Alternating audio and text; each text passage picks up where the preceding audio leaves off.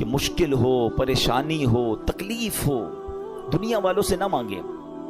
ایک یہ بھی بڑا پرابلم ہو گیا ہے کہ آج تھوڑا سا پرابلم ہو تو دوسروں سے مدد مانگنے نکل پڑتے ہیں۔ نہیں، خودداری یہ ہے کہ میری پرابلم میں جانوں، میرا رب جانے۔ کسی کا احسان کیوں اٹھائیں، کسی کو حالات کیوں بتائیں، تم ہی سے مانگیں گے تم ہی دو گے، تمہارے در سے ہی لو لگی ہے۔ ہم نے دیکھا ہے جو ایک بار ہاتھ پھیلاتا ہے نا، پھر اس کا ہاتھ پھیلا ہی رہتا ہے۔ اللہ سے ہمیشہ دعا کرنا، اے اللہ ہمیں صرف دینے والا ہاتھ عطا فرما، کبھی مانگنے والا ہاتھ نہ عطا فرما۔ مشکل آتی ہے انسان پر، کوشش کرے کہ کسی کی مدد نہ لینی پڑے۔ اللہ اور اس کے رسول اپنے معاملات کم کر دیں، اپنے خرچے کم کریں، اپنے معاملات کو جتنا ہو سکے منیمائز کر دیں، تو کسی سے مدد نہ مانگیں۔ اور یہی اسلام کو مطلوب ہے کہ بندہ خودداری کے ساتھ چلے۔ اور پھر سبحان اللہ، درود پاک کیسا وظیفہ ہے کہ پھر غیب سے مدد ہوتی ہے۔ جب بندہ اللہ اور اس کے رسول کی طرف توجہ کرتا ہے نا، شاعر کہتے ہیں نا، ہر درد کی دوا ہے، ہر درد کی دوا ہے، صلی علی محمد، تعویذ ہر بلا ہے، صلی علی محمد صلی اللہ علیہ وسلم۔ تو ہمیں درود پاک کثرت سے پڑھنا ہے۔ اور ادھر امیر آدمی کے ساتھ کیا ہوا کہ آل رسول کی خدمت، سید زادگان کی خدمت کی تو اللہ نے اسے ایمان کی دولت عطا فرما دی۔ تو یہ بھی اپنی زندگی کا حصہ بنائیں۔ میں مشورہ دوں گا، میرے پیر و مرشد امیر اہل سنت، فاؤنڈر آف دعوت اسلامی، مولانا محمد الیاس اتار قادری صاحب بڑی پیاری توجہ دلاتے ہیں۔ آپ فرماتے ہیں جس نبی کے در کا صدقہ ہم کھاتے ہیں نا، ان کی آل کی خدمت کیا کرو، وہاں سے اور عطا کیا جائے گا۔ تو ہمیں کیا کرنا چاہیے، اپنی انکم کا پاسبل ہو نا تو 1%، 2% جتنی اللہ نے آپ کو توفیق دی ہے، وہ فقط سید صاحبان کے لیے الگ رکھ لیں۔ اپنے آفس میں ایک اکاؤنٹ کھولیں کہ جناب میری جتنی انکم ہوگی میں اتنا پرسنٹ جو ہے وہ آل رسول کی خدمت کروں گا۔ آپ یہ کر کے دیکھیں، آپ حیران ہو جائیں گے، آپ کی روزی میں کتنی برکت آنا شروع ہو جاتی ہے۔ میں آپ کو اس کو لاجیکلی سمجھاتا ہوں۔ کوئی آپ کا دوست ہو، آپ کے گھر پہ آئے، آپ کے بچوں کو تحفہ دے اور بار بار آپ کے بچوں کو گفٹ بھجواتا رہے، آپ کے بچوں کے لیے خیر خواہی کا اظہار کرے، آپ کے بچوں کا خیال رکھے، آپ کو کیسا لگتا ہے کہ یار یہ میرے بچوں سے کتنا پیار کرتا ہے؟ بچے تو پیار کرتے ہی کریں گے آپ کے اس دوست سے، آپ کو بھی پیار ہو جائے گا۔ مجھے بتائیں نا، کوئی امتی جب نبی پاک کے بچوں سے پیار کرے گا، آقا کی آل کی خدمت کرے گا، تو نبی پاک کو کتنا پیارا لگے گا وہ ہے۔ پھر وہاں سے ایک نگاہ رحمت ہونی ہے نا، سارے بگڑے کام سفر جانے ہیں۔ بریلی کے تاجدار اعلیٰ حضرت یہی تو سمجھاتے ہیں کہ تیری نسل پاک میں ہے بچہ بچہ نور کا، تیری نسل پاک میں ہے بچہ بچہ نور کا، تو ہے عین نور، تیرا سب گھرانہ نور۔ سرکار کی آل کی خدمت یہ بہت بڑی سعادت ہے۔ کوئی ایک فیملی ڈھونڈ لیں، کوئی ایک خاندان ڈھونڈ لیں اور بس اس کو باندھ لیں کہ بھئی اب میں نے اس کی خدمت کرنی ہے۔ یہ سمجھ لیں آپ اس کی خدمت ہی کر رہے ہیں، یہ آپ اس کو پیش کر رہے ہیں اور اس کی برکتیں آپ کو ملنا شروع ہو جائیں گی۔ دیکھیں سید صاحبان کا ایک مسئلہ بھی سمجھ لیں۔ آج کے دور میں پرابلم یہ، لوگ پہلے تو زکوٰۃ پوری نہیں نکالتے، زکوٰۃ کے علاوہ پیسے ویسے نہیں دیتے۔ اب سیدوں کو زکوٰۃ ویسے نہیں لگتی، وہ تو مال کا میل ہے نا، میل دو گے کیا مال کا سرکار کی آل کو؟ تو اب وہاں دینا تو صاف پیسہ چاہیے تھا، لوگ صاف پیسہ خرچ ہی نہیں کرتے۔ تو سید صاحبان کہاں جائیں گے؟ جو غریب سید صاحبان ہیں وہ کدھر جائیں گے؟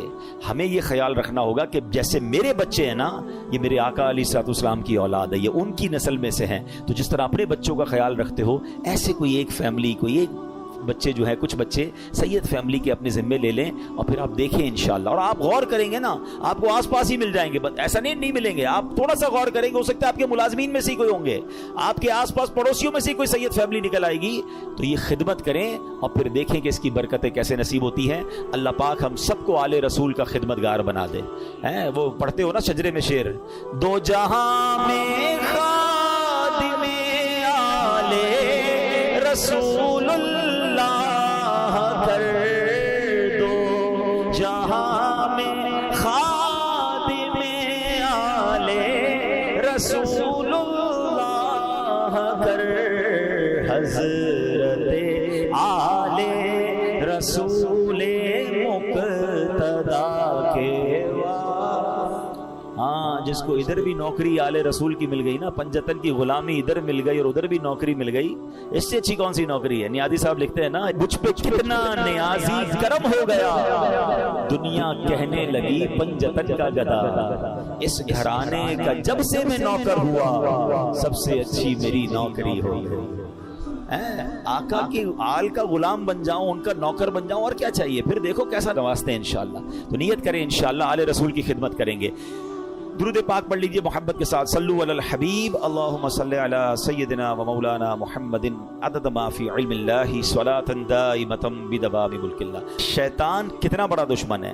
قرآن پاک آپ نے پڑھا سنا ہوگا, بار بار, ایک جگہ نہیں کئی بار قرآن میں فرمایا انہ لکم عدو مبین, شیطان تمہارا کھلا دشمن ہے. ایک جگہ ارشاد ہوتا ہے ان الشیطان لکم عدو فاتخذوہ عدوا, فرمایا بے شک شیطان تمہارا دشمن ہے اور تم بھی اسے اپنا دشمن سمجھو. پرابلم یہ کہ قرآن بار بار یہ سمجھا رہا ہے کہ تمہیں اس سے دشمنی رکھنی ہے, دوستی نہیں کر لینی, اس کے وار سمجھنے ہیں. دیکھیں دنیا کا دستور سمجھیے گا, جب تک اینیمی کی چالیں نہیں پتا ہوں گی نا, اینیمی کے اٹیکس پتا نہیں ہوں گے کہ کہاں کہاں سے حملہ کرتا ہے. کئی ملکوں کی فوجیں ڈیزائن ہی اس طرح ہوتی ہے کہ اینیمی کے پاس کون سا ویپن ہے, دشمن فوج کے پاس ویپن, ہمارے پاس بھی اس کا توڑ ہونا چاہیے. اس کے پاس ایئر کرافٹ کیسے, ویسے ہی ہمارے پاس, جیسے راکٹ ویسا ہمارے پاس نیوی جیسی. بندہ یہی تو سوچ کے پلان کرتا ہے کہ دشمن کدھر سے اٹیک کر سکتا ہے. تو شیطان کو تو اللہ قرآن میں فرما رہا ہے تمہارا دشمن, اور تم بھی اسے دشمن سمجھو. مگر بدقسمتی یہ ہے کہ بہت بڑی تعداد جو ہے وہ شیطان سے دشمنی نہیں دوستی کر لیتے ہیں. کتنی بری بات ہے. اللہ کا بھی دشمن ہے, ہمارا بھی دشمن ہے, اور اس سے دوستی کر رہے ہیں. قرآن میں ایک جگہ رب ارشاد فرماتا ہے افتتخذونہ وذریتہ اولیاء من دونی وہم لکم عدو بئس للظالمین بدلا. فرمایا تو اے لوگوں کیا تم اسے اور اس کی اولاد کو میرے سوا دوست بناتے ہو, حالانکہ وہ تمہارے دشمن ہیں, ظالموں کے لیے کیا ہی برا بدلہ ہے. اللہ فرماتا ہے وہ تمہارے دشمن ہے, دوست مت بنانا. اور یہ اتنا خطرناک دشمن ہے, اتنا مکار دشمن ہے, اس کے ایسے ایسے وار ہیں آپ حیران ہو جائیں گے. شیطان کبھی ادھر سے حملہ کرتا ہے, کبھی ادھر سے. اچھا پرابلم یہ کہ ایک تو شیطان کو پہلے سیویئر دشمن سمجھنا شروع کر دیں. مثال کے طور پہ آپ کو کوئی یہ کہہ دے کہ یار ایک بندہ ہے, اس نے پلان کیا ہے کہ آپ کو مار دے گا. آپ بتائیں کہ آپ سکون سے سو جائیں گے؟ آپ پریشان ہو جائیں گے کہ اچھا میری جان لینا چاہتا ہے. ہاں وہ اس نے بنا پلان کیا ہوا ہے کہ آپ کو اڑا دے گا. اب آپ پولیس کے پاس جائیں گے, آپ اپنے گارڈز رکھنے کی کوشش کریں گے, معلومات کریں گے یار اس کا پلان کیا ہے, کیسے اٹیک کرے گا. دنیا میں کوئی میری جان لینا چاہے, جان لے سکے نہ لے سکے, میری نیند تو اڑا دیتا ہے. تھریٹ آ جائے تو بندہ, کسی کو پرچی آ جائے, کراچی میں تو بہت سارے واقعات چلتے رہتے ہیں نا, ہمارے پاس ہی بیچارے لوگ دعا کے لیے آتے ہیں, بھائی فون آ گیا ہے, فلاں چیز آ گئی ہے, ہوتا کچھ نہیں ہے, اس بیچارے کی نیند توڑ جاتی ہے. اللہ تعالی ہم سب کو عافیت میں رکھے, ان ظالموں کے ظلم سے بچائے, دہشت گردوں کی دہشت گردیوں سے بچائے. مگر these are all examples for all of us, کہ یہ جب ہمارے ساتھ ہوتا ہے تو ہمارا کیا حال ہو جاتا ہے. افریقہ کے کئی ملک جہاں کڈنیپ کی دھمکیاں اور پتہ نہیں کیا کیا چل رہا ہوتا ہے دنیا میں. اچھا آپ میں سے کچھ لوگ ہوں گے کہیں گے یار مجھے تو کوئی دھمکی نہیں آئی, اللہ کا شکر, اللہ کرے کبھی آئے بھی نہ آپ کو. مگر یہ والی دشمنی تو قرآن نے بتا دی ہے نا, یہ دھمکی تو آپ کے پاس موجود ہے, یہ اٹیک, اور یہ دشمن آپ کا بھی ہے. وہ دشمن ہو نہ ہو, یہ دشمن سب کا ہے. قرآن کہہ رہا ہے تمہارا کھلا دشمن ہے. کیا اس کے لیے کوئی پلاننگ کی, اس سے بچنے کا کوئی غور کیا, اس کے لیے کسی کے پاس گئے کہ یار یہ کدھر کدھر سے حملہ کر سکتا ہے. مجھے ایک بات بتائیں, کوئی میری جان لے سکتا ہے دنیا میں, میری دولت لے سکتا ہے, مگر یہ سب چیزیں کم ہے, شیطان میرا ایمان لے سکتا ہے. اس سے قیمتی چیز کوئی نہیں ہے میرے پاس. اگر ایمان ہی چلا گیا تو پھر کیا ہے میرے پاس. وہ ایکچوئل اس کا جو الٹیمیٹ گول ہے نا شیطان کا, یہ سمجھنا ہوگا, اس کا الٹیمیٹ گول یہ ہے کہ وہ میرا اور آپ کا ایمان چھین لے اور ہم دنیا سے بے ایمان ہو کر جائیں. اور ایک بات یاد رکھیے گا, سارے روزے, ساری تراویح, ساری عبادت, ساری قدمی عطا فرما, اسٹیڈ فاسٹنس عطا فرما. کون دعا کر رہا ہے؟ جس کے صدقے مجھے اور آپ کو ایمان ملا. یہ میری اور آپ کی تربیت ہے کہ دل بدلتا ہے. اللہ سے مانگو کہ مرتے وقت قلب سلیم رہے, ایمان کی حالت میں دنیا سے جاؤں. اے ایمان والو اللہ سے ڈرو اور نہیں مرنا مگر مسلمان. یعنی یہ جملہ کیسا ہے یار, اگر یہ آیت کو سمجھ لیں کہ کہا جا رہا ہے مرنا ہے مگر مسلمان. یہ اس کا مطلب یہ ہوا کہ میری اور آپ کی زندگی کا جو مین ٹارگٹ ہونا چاہیے نا, کہ ادھر سے کوئی چھیننے کی کوشش کر رہا ہے, ادھر سے میرا ایمان چھیننے کی کوشش کر رہا ہے. ایکچولی شیطان ہمارے سامنے اپنے اصلی روپ میں نہیں آتا, اس کے چیلے آتے ہیں. اس کے چیلے چپاٹے, اب ہر طرح کے لوگ نکلے ہوئے نا, کبھی چینل پر, سوشل میڈیا پر, کوئی قرآن کا انداز بیان کر رہا ہے, کوئی دین کا نیا انداز لے کر آیا ہے, کہیں نہ کہیں سے اٹیک کر کے آپ کا ایمان چھیننا چاہتا ہے. اعلیٰ حضرت امام اہل سنت نے 100 سال پہلے کہہ دیا تھا, سونا جنگل رات اندھیری, چھائی بدلی کالی ہے, سونے والو جاگتے رہیو, چوروں کی رکھوالی ہے. یہ تو 100 سال پہلے کا تھا, اب تو کتنے فتنے ہیں. پتہ ہے اعلیٰ حضرت نے کیا کہا, آنکھ سے کاجل صاف چرا لیں یا وہ چور بلا کے ہیں, تیری گٹھڑی تاکی ہے اور تو نے نیند نکالی ہے. ہمیں پتہ ہی نہیں ہے لوگ ہمارے ایمان کے پیچھے پڑے. ہم کہتے ہیں یار میں تو اس کی بھی سنتا ہوں, میں تو اس کی بھی سنتا ہوں, میں بد مذہبوں کے ساتھ بھی بیٹھتا ہوں, کچھ غیر مسلم دوست بھی بنائے ہوئے ہیں, میں سب کے ساتھ بیٹھتا ہوں. جناب نہیں, ایمان بچانا ہے تو ایسی محفلوں, ایسی گیدرنگز کو چھوڑنا ہوگا, سب کی نہیں سننی ہے. ہم اتنے مضبوط نہیں ہیں کسی کی سننے سے. آپ کو پتا ہے نبی پاک علیہ الصلوۃ والسلام نے حضرت عمر فاروق رضی اللہ تعالیٰ کو تورات پڑھنے سے منع فرما دیا تھا. وہ کون ہے؟ حضرت عمر فاروق. اب بتائیے میری اور آپ کی کیا اوقات ہے؟ بندہ کہتا ہے میں ذرا دوسروں کی کتابیں بھی پڑھوں گا, دوسروں کے دلائل بھی سنوں گا.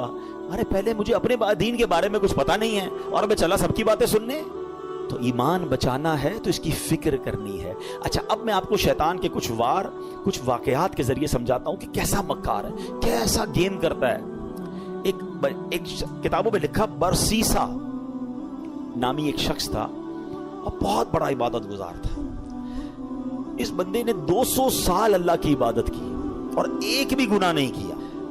اچھا اب ایسا کوئی نیک بندہ ہو تو شیطان کہاں چھوڑے گا اس کو. یہ میں ایک اور بات آپ کو سکھا دوں, بتا دوں کہ شیطان نیک آدمی پر زیادہ حملے کرتا ہے. یاد رکھیے گا, جو پہلے ہی کچھ نہیں کر رہا اس کو شیطان نے کہا تو ساڑھا ساتھی ہے, نہ نماز پڑھ رہا ہے, نہ روزے رکھ رہا ہے اور بدکاریاں کر رہا ہے, شراب پی رہا ہے. نہیں, اس کو لیے پرابلم ہے نیک آدمی جو نمازیں پڑھ رہا ہے, جو روزے رکھ رہا ہے, جو نیکی کی نیت کر بیٹھا ہے, جو علم دین سیکھ رہا ہے, وہ بے چین رہتا ہے اس کے بارے میں. تو آپ جتنا دین کی طرف آئے نا اب تیار ہو جائیں. He will attack you but انشاءاللہ اللہ کی رحمت سے ہم اپنے آپ کو بچائیں گے انشاءاللہ. ہماری کوئی اوقات نہیں, ہم اللہ سے ہی مدد مانگیں گے انشاءاللہ.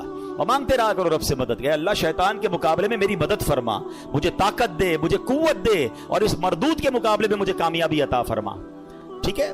بہرحال اب شیطان کی تو حالت خراب, 200 سال کوئی گناہ نہیں. شیطان پہنچ گیا اس کے پاس انسانی صورت میں اور جا کر کہتا ہے کہ مجھے آپ کے ساتھ عبادت کرنی ہے. اللہ کا نیک بندہ کہتا ہے مجھے اللہ کی عبادت میں کوئی دوست نہیں چاہیے, میں جانوں میرا رب جانے, مجھے کوئی نہیں چاہیے. اس کا ایک عبادت خانہ تھا, وہ اس پہ عبادت کرتا تھا. اس نے شیطان کو انٹری نہیں دی. اس مردود نے کیا کیا تھا, انسانی صورت میں اسی نیک آدمی کے گھر کے باہر بیٹھ کر عبادت شروع کر دی, ڈھونگ کے لحاظ میں. اب وہ کھڑکی سے دیکھتے پورا دن ہو گیا, رات ہو گئی, یہ عبادت کیے جا رہا ہے. 1 دن 2 دن 3 دن, نہ کھانا نہ پینا نہ سونا. برسیسا حیران کہ یار میں 200 سال سے عبادت کر رہا ہوں, مجھے بھوک بھی لگتی ہے, مجھے نیند بھی آتی ہے, نہ اس کو نیند آ رہی ہے نہ اس کو کھانے کی ضرورت ہے. دروازہ کھول کے کہا بھائی یہ تو بتاؤ تو ہے. میں پھر چونک جاتا ہوں, پھر خوف خدا طاری ہوتا ہے, میں جاگتا ہوں, بھوک لگتی ہے, پھر وہ گناہ یاد آتا ہے. آپ کا پرابلم ہی آپ نے کوئی گناہ نہیں کیا ہے. اب دیکھو شیطان کا وار. اگر آپ کو یہ لیول چاہیے نا عبادت کا کہ نہ آپ کو نیند آئے نہ آپ کو جناب بھوک لگے اور آپ ساری رات اللہ کی عبادت کرتے رہیں, آپ ایک گناہ کر لیں. کہتا ہے عجیب آدمی ہو, جس رب کی عبادت کر رہا ہوں وہاں اس کی بارگاہ میں گناہ کروں, کہ پھر نہیں ملے گی ایسی پھر آپ کو لذت نہیں ملے گی. اب دیکھیں کیسا خطرناک وار ہے. برسیسا کہتا ہے اچھا پھر مشورہ دو کون سا گناہ کروں. شیطان سے کہتے ہیں کون سا گناہ کروں. شیطان کہتا ہے پھر ایسا کریں آپ بدکاری کر لیں.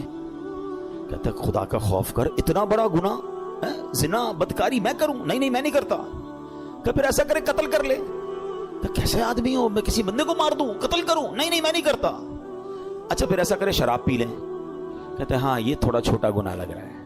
اب یہاں ایک اور بات سیکھنی ہے. میں تھوڑے واقعات کو بریک اس لیے کرتا ہوں کہ ٹو دی پوائنٹ آپ کو بات بھی سمجھ آئے. ہمارے اندر بہت سارا شیطان نے دماغ میں ڈالا یار یہ چھوٹا گناہ یہ کر لو, یہ بڑا ہے یہ نہیں کرو. پتہ نہیں اپنے طور پہ ہم نے کیٹیگری بنا لی ہے. سمجھیے بات کو, ہمیں نہیں پتا کون سا گناہ رب کی نافرمانی کا اور غضب کا اور ناراضگی کا باعث بن جائے, وہی گناہ میں جہنم کے گہرے گڑھے میں ڈال دے. کسی گناہ کو چھوٹا مت سمجھنا. ٹھیک ہے. برسیسا کہتا ہے ہاں یہ ٹھیک ہے شراب پی لیتا ہوں. شراب پی, نشہ چڑھا, حکم ہو گیا. پھانسی گھاٹ پر برسیسا موجود تھا. شیطان ادھر پہنچ گیا.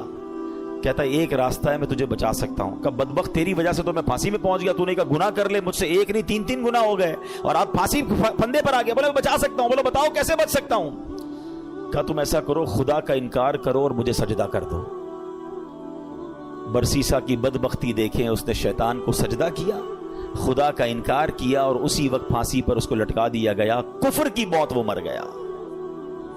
یہ ہے شیطان. ہم اس کی باتوں میں آ جاتے ہیں, ہمیں لگتا ہے نہیں یار میں بڑا پکا ہوں, 1-2 گناہ ہی تو کیے, تھوڑی سی تو پرابلمز ہیں, تھوڑی سی غلط جگہوں پہ جا رہا ہوں, نماز بھی تو پڑھتا ہوں. وہ یوں ہی لے جاتا ہے, وہ ایک ایک کر کے سٹیپ بائی سٹیپ ہم پہ اٹیک کرتا ہے. ایک حدیث پاک یاد رکھیے گا, یہ جو نوجوان اور ہم سب اس میں مبتلا ہیں بدقسمت, ہم سب نے کچھ نہ کچھ گناہ پالے ہوئے ہیں. نیکیاں بھی کر رہے ہیں, گناہ بھی کر رہے ہیں, کچھ عادتیں گندی ہیں جو دل میں لگی ہوئی ہیں, وہ نہیں چھوٹتی نہیں ہیں. میں آپ کو پرابلم بتاؤں کیا ہے, پہلے حدیث سن لے پھر آپ کو پرابلم سمجھاتا ہوں. حدیث پاک کا خلاصہ ہے, جب بندہ ایک گناہ کرتا ہے نا, اس کے دل پر ایک سیاہ نقطہ لگا دیا جاتا ہے, دوسرا کرتا ہے تو دوسرا نقطہ ہو جاتا ہے, تیسرا کرتا ہے تیسرا ہو جاتا ہے, ایک وقت آتا ہے کہ اس کا پورا دل ہی سیاہ ہو جاتا ہے. اب اس پر ہدایت کی کوئی بات اثر نہیں کرتی ہے. اب پرابلم پتہ ہے کیا ہے, ہم میں سے کئی ایسے ہیں نمازیں بھی پڑھ رہے ہیں, بعضوں کا تلاوت بھی کر رہے ہیں, روزے بھی رکھ رہے ہیں, مگر حرام کام بھی ساتھ کر رہے ہیں. کوئی بدنگاہی کر رہا ہے, کوئی بری دوستیاں لگائے بیٹھا ہے, معاذ اللہ کوئی اور غلط کام کر رہا ہے. ہم یہ دونوں چیزوں کو ساتھ لے کے چل رہے ہیں. ایک بات یاد رکھیے گا, دل ہے نا یہ پیالے کی مانند ہے. اس پیالے میں آپ گندگی بھی ڈال رہے ہیں اور دودھ بھی ڈال رہے ہیں. دودھ کا کیا حال ہو رہا ہوگا, کسی پیالے میں شربت میں آپ پیشاب بھی ڈالیں, تھوڑا سا گوبر بھی ڈالیں اور پھر روح افزا بھی ڈال دیں, شربت بھی ڈال دیں, تو کیا بنے گا, اس کا بیڑا غرق ہی ہو جائے گا نا. یہ جو مجھے اور آپ کو سجدوں کی لذت نہیں مل رہی نا, مجھے اور آپ کو جو عبادت کا نور نہیں مل رہا, میری آنکھوں سے جو آنسو نہیں بہ رہے, مجھے دعا کا جو لطف نہیں آ رہا, اس کی بڑی وجہ یہ ہے ہم نماز تو پڑھ رہے ہیں مگر گناہ نہیں چھوڑ رہے. جس دن آپ نے گناہ چھوڑے, اس پیالے کو صاف کیا, اس دل کو کلین کیا, آپ کو ہر سجدہ انشاءاللہ برکت عطا فرمائے گا. آپ دعا کرو گے آپ کے آنسو بہیں گے, آپ درود پڑھو گے آپ مدینے کی یاد میں کھو جاؤ گے, کیونکہ عبادت کا نور ملنا شروع ہو جائے گا. ہم دونوں چیزوں کو ساتھ لے کر چل رہے ہیں, ظلمت اور نور ساتھ نہیں چلتے. پہلے دل کو ان گندگیوں سے پاک کریں, پھر دیکھیں آپ کو عبادت کا نور کیسے ملتا ہے. تیار ہو جاؤ, شیطان کے واروں میں نہیں آنا. میں کون سا آپ کو واقعہ سناؤں, ایک اور واقعہ سنیے گا, یقین کریں ڈر لگتا ہے ایسی باتیں سن کر. پہلے تو یہ جو ہمیں نا پہلے بے خوف نہیں ہونا ہے, اللہ کی خفیہ تدبیر سے ڈرتے رہیں. ہم نے روزے رکھے, نمازیں پڑھی, تراویح پڑھی, کئیوں نے قرآن پڑھے, کئیوں نے زکاتیں دی. بھائی اب تو جناب کمال ہو گیا, بھائی بہت عبادت کر لی, اب تو جنت ہی اپنا پکا ٹھکانا ہے, انشاءاللہ اللہ کی رحمت سے جنت میں جائیں گے. مگر اللہ کے خوف سے بے خوف نہیں ہونا ہے, ایمان کی حفاظت کی فکر کرنی ہے. سیدی اعلیٰ حضرت امام اہل سنت فرماتے ہیں کہ علماء فرماتے ہیں جس کو سلب ایمان کا خوف نہ ہو, ایمان کے چھن جانے کا خوف نہ ہو, نزا کے وقت اس کا ایمان چھن جانے کا شدید خطرہ ہے. پتہ ہے شیطان مرتے وقت, یعنی اتنا مردود کہوں کہ مرتے وقت بھی وہ رشتہ داروں کی شکل میں آتا ہے. جب انسان کی نزا کا وقت آتا ہے, آخری وقت, شیطان آ جاتا ہے اس کے کسی پرانے رشتہ دار کی شکل میں, ماں کی, والد کی, کسی رشتہ دار کی شکل میں, کہ بیٹا مرنے کے بعد پتہ چلا اسلام تو ٹھیک مذہب نہیں ہے, بیٹا تو اسلام چھوڑ دے, تاکہ آخری وقت بھی ٹرائی کرتا ہے کہ اس کا ایمان چھین. راستے میں ایک غیر مسلموں کی بستی میں قیام کیا. یہ بری صحبتوں کی آپ کو ایک نحوست بھی بتاتا ہوں. بندہ پتہ نہیں کبھی کہاں رہتا ہے, بڑی خوبصورت تھی, اس کا اس پہ دل آ گیا. ساتھیوں سے کہتا تم جاؤ حج پر, میں طرف. ساری زندگی جس کی عبادت میں گزری, شیطان نے ایسا حملہ کیا, عورت کا ایک ایسا جال پھینکا اس کے دل پر کہ اس شخص نے اسلام کو چھوڑا اور غیر مذہب اختیار کر لیا. حج پہ جا رہا تھا, سفر کون سا تھا, حج کا. سوچئے شیطان کب کہاں کیسے حملہ کر سکتا ہے, آپ سوچ نہیں سکتے. میری زبان نہیں اٹھ رہی ہے مگر اشارے میں بتا دیتا ہوں. طواف کے دوران کیا کچھ ہوتا ہے, ایسی باتیں سامنے آئی ہیں کہ زبان بھی نہیں اٹھتی کہ یار ادھر بھی. لیکن شیطان, ہم سمجھتے کعبے کے سامنے کچھ نہیں ہو سکتا. آپ اپنے گھر میں سوچ رہے ہو میں محفوظ ہوں, کعبے کے سامنے بہکاتا ہے وہ, ادھر غلط کام ہو جاتے ہیں, چوری پکڑتے ہوئے نہیں پکڑے جاتے حرم کے اندر ہیں. سوچئے شیطان سے کوئی محفوظ نہیں ہے, اپنے آپ کو سیکیور مت سمجھو. اس کی فکر کرنی ہے, دعائیں مانگنی ہے, اس کا علاج کرنا ہے اور اپنے آپ کو ان بری صحبتوں سے بچانا ہے. اب کیا ہوا, غیر مسلم ہو گیا. تھوڑے عرصے کے بعد اس بندے کا اسی مذہب پہ وصال ہو گیا, یعنی کفر پر ہی مر گیا. وہ جو دوست تھے نا حج پر گئے تھے, کچھ عرصے بعد اس بستی میں آئے کہ یار پوچھے تو صحیح دوست کدھر ہے. کسی نے بتایا اس نے تو مذہب بھی بدل لیا اور اسی مذہب پر, کفر پر اس کی موت بھی ہو گئی. کہا یار قبر ہی بتا دو. قبر پہ گئے تو اس قبر کے کنارے ایک عورت 2 بچوں کے ساتھ بیٹھی رو رہی. عورت سے پوچھا تم کون ہو؟ کہا میں اس کی بیوی ہوں جس کی وجہ سے اس نے میرا مذہب اختیار کیا. دوست رونے لگے اور اس عورت کو بتایا کہ پتہ ہی ہمارا دوست کیسا تھا, کتنی عبادت کرتا تھا, کتنے روزے رکھتا تھا, بہت اللہ کا نیک بندہ تھا, اور دیکھو اس بیچارے کا اس کے ساتھ ہوا کیا کہ ایمان ہی چلا گیا. عورت نے جب یہ سنا کہ میرا شوہر اتنا نیک تھا, اس کے دل میں اسلام کی محبت آئی, وہ عورت کلمہ پڑھ کر مسلمان ہو گئی. ہائے ہائے ہائے, اس واقعے کو لکھ کر جو علماء نے باتیں لکھی ہیں نا, رونگٹے کھڑے ہو جاتے کہ یہ ہے اللہ کی خفیہ تدبیر. وہ جس عورت کے لیے غیر مسلم ہوا, وہ غیر مسلم کی موت مرا, اور اس کے مرنے کے بعد اللہ نے اس عورت کو ایمان کی دولت عطا فرما دی. یہ اللہ پاک کے فیصلے ہیں. اللہ کی خفیہ تدبیر سے ڈرو. اپنے ایمان کی فکر کرنی ہے, شیطان کے واروں سے بچنے کا ذہن بنانا ہے. اللہ کرے آج کے اس بیان میں ہم یہ سمجھ جائیں اور پریپیئر ہو جائیں کہ رمضان کے بعد ہمیں اس مردود کی بات نہیں ماننی ہے. ایک بزرگ کے بارے میں آتا ہے, بڑا کمال کا انہوں نے سوال کیا. ایک بار نیک آدمی کی شیطان سے ملاقات ہو گئی. انہوں نے شیطان سے کہا کہ اے ابلیس بتا میں تیرے جیسا کیسے بن سکتا ہوں. Very strange question. ابلیس کہتا ہے پوری دنیا میں آج تک کبھی مجھ سے کسی نے ایسا سوال نہیں کیا, میرے جیسا کون بننا چاہتا ہے, کہ بس تو بتا دے تیرے جیسا بننے کا طریقہ کیا ہے. ابلیس تو خوش ہو گیا, چلو ایک دوسرا پارٹنر ملا, بھائی کوئی تو ہے جو میرے جیسا بننا چاہتا ہے. کہ بہت آسان ہے میرے جیسا بننا. آپ دو کام کر لیں کہ آپ نمازوں میں سستی کریں اور جھوٹی ہو یا سچی بس زیادہ قسمیں کھایا کریں. وہ نیک شخص پتہ کیا کہتا ہے, میں اللہ تعالیٰ سے وعدہ کرتا ہوں زندگی میں آئندہ کبھی یہ دو کام نہیں کروں گا. شیطان کہتا ہے آپ نے دھوکہ دیا مجھ سے میرا راز لے لیا. میں بھی وعدہ کرتا ہوں کہ آئندہ کبھی کسی کو نصیحت والی بات نہیں بتاؤں گا. مگر what we get from that incident, یہ دو باتیں بڑی خطرناک ہیں. نمازوں میں سستی اور یہ بات بات پر قسمیں کھانا. کچھ لوگوں کا تو تقیہ کلام ہے, اللہ کی قسم, رسول کی قسم. ارے بھائی تم سے قسمیں کس نے بولا ہے؟ ہر بات میں قسم کھانی ہے. سودا بیچنا ہے تو قسم, کیوں قسمیں کھانی ہے؟ پلیز قسموں کی عادت ختم کریں. یہ سودا بک تو جاتا ہے قسمیں کھا کے, برکت اڑ جاتی ہے, لیکن پہلی بات زیادہ سیویئر ہے نا, نمازوں میں سستی.